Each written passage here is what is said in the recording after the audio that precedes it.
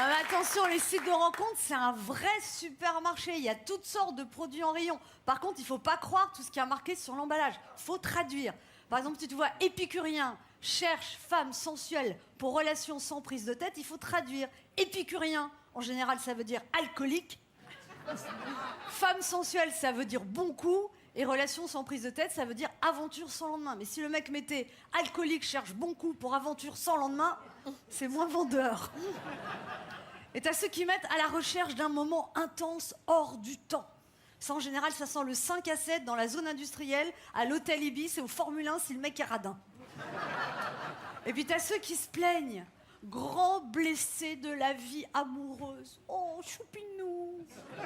Là, ça veut dire que le mec, il cherche une infirmière psy-maman pour soigner ses bobos parce que les femmes, elles ont été chromées sur avec lui. Puis alors, il y a aussi les photos. C'est important de regarder les photos. Le mec qui prend un selfie devant des casseroles, en général, ça veut dire gamma GT, diabète, cholestérol. Et chaque fois que tu feras une omelette, tu auras l'impression de passer devant le jury de Top Chef. Et puis, tu as ceux qui publient une photo d'eux en couple, mais coupée en deux.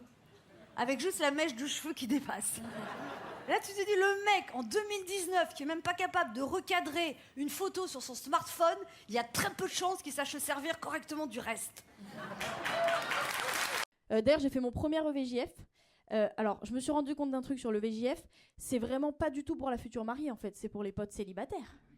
Bah attends, c'est nous qui nous amusons. En vrai, elle, la pauvre, déjà, on est venu la chercher par surprise chez elle. Ce qu'on a fait, c'est qu'on avait imprimé la photo de tous ses ex et on en a fait des masques. Ouais.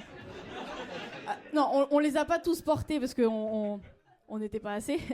Et on était 28. Non, et la pauvre, on lui a bourré la gueule tout le week-end. On l'a fait danser avec un stripteaseur. On l'a déguisée en sumo. Je me suis dit, putain, elle a enterré sa vie de jeune fille, mais elle a surtout enterré sa dignité, la pauvre. Non, mais c'est ça, je me suis rendu compte. Alors que l'EVG, c'est différent. EVG pour les mecs, le mec qui va se marier, il kiffe sa vie. Ah, bah, il kiffe sa vie. Les potes, un peu moins limite. Parce que je vous ai cramé, les mecs. Je vous ai cramé, j'ai vu des vidéos de VG. Vous êtes tout à fait capable d'organiser des putains de vacances.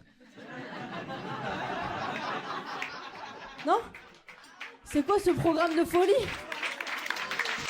D'ailleurs, messieurs, sachez que quand une femme boude et qu'elle a arrêté de parler, c'est pas parce qu'elle a arrêté de parler qu'elle a vraiment arrêté de parler, hein.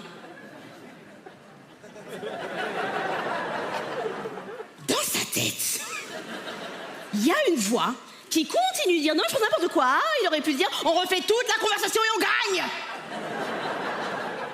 Alors que quand tu vois un mec qui regarde dans le vide comme ça,